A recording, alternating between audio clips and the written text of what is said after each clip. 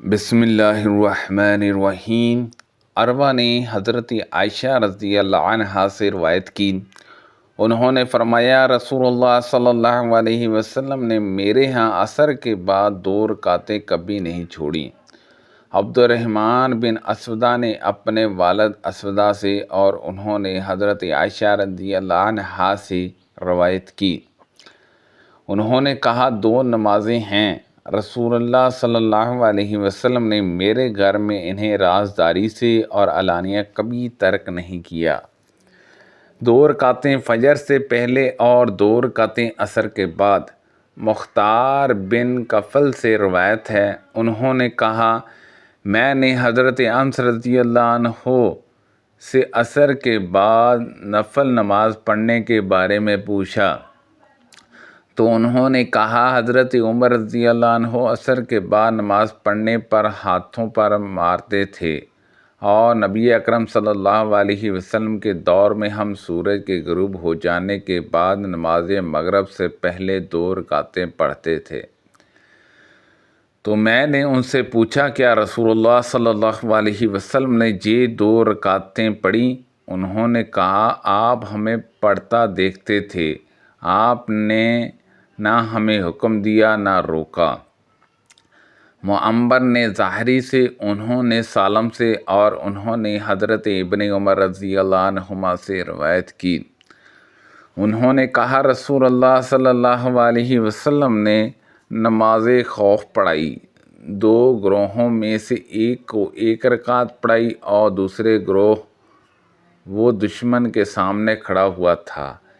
پھر آپ کے ساتھ نماز پڑھنے والے پلٹ گئے اور اپنے ساتھیوں کی جگہ دشمن کی طرف رخ کر کے جا کھڑے ہوئے، اور وہ لوگ آ گئے۔ پھر نبی اکرم صلی اللہ علیہ وسلم نے انہیں بھی 1 رکعت پڑھائی، اور اس کے بعد نبی اکرم صلی اللہ علیہ وسلم نے سلام پھیر دیا۔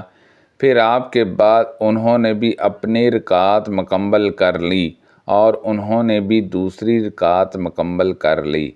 عطا نے حضرت جابر بن عبداللہ انصاری رضی اللہ عنہما سے روایت کی، انہوں نے کہا میں رسول اللہ صلی اللہ علیہ وسلم کے ساتھ نماز خوف میں شریک ہوا۔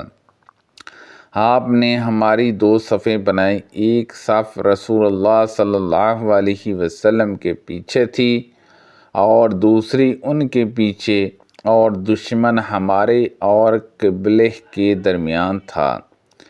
نبی اکرم صلی اللہ علیہ وسلم نے تکبیر تحریمہ کہی اور ہم سب نے بھی تکبیر کہی۔ پھر آپ نے رکوع کیا اور ہم سب نے رکوع کیا۔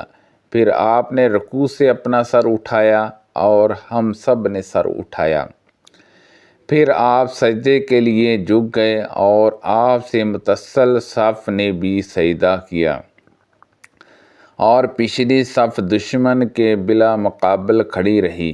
جب آپ نے 2 سجدے کر لیے اور آپ سے متصل صف سجدے کر کے آپ کے ساتھ کھڑی ہو گئی تو پچھلی صف سجدے کے لیے نیچے ہوئی اور پھر کھڑی ہو گئی۔ اس کے بعد پچھلی صف آگے آ گئی اور اگلی صف پیچھے چلی گئی۔ پھر آپ نے رکوع کیا اور ہم سب نے بھی رکوع کیا۔ پھر آپ نے رکوع سے اپنا سر اٹھایا اور ہم سب نے بھی سر اٹھایا۔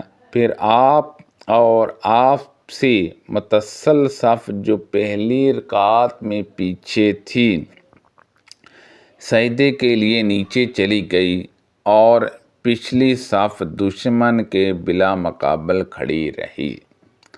جب نبی اکرم صلی اللہ علیہ وسلم اور آپ سے متصل صف نے سجدہ کر لیا تو پچھلی صف سجدے کے لیے جھکی، انہوں نے سجدے کیے۔ پھر نبی اکرم صلی اللہ علیہ وسلم نے سلام پھیرا اور ہم سب نے بھی سلام پھیر دیا۔ حضرت جابر رضی اللہ عنہ نے بتایا جس طرح تمہارے محافظ آج کل اپنے امیروں کی حفاظت کے لیے کرتے ہیں۔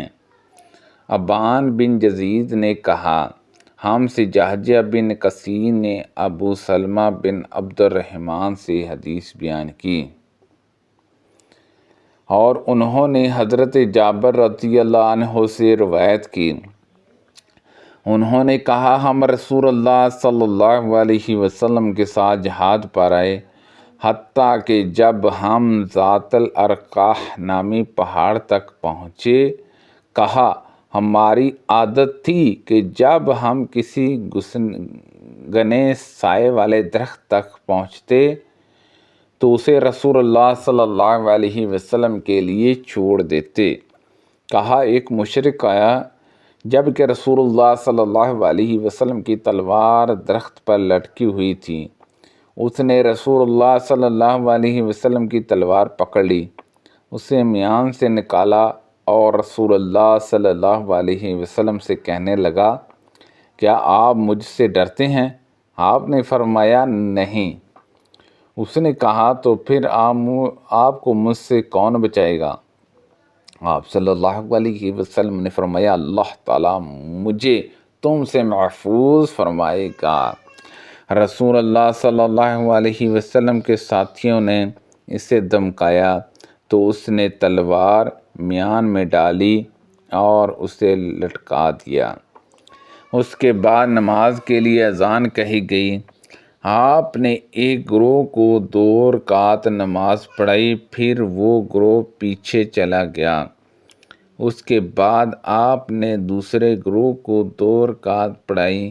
کہا اس طرح رسول اللہ صلی اللہ علیہ وسلم کی 4 رکعتیں ہوئیں اور لوگوں کی 2 رکعتیں۔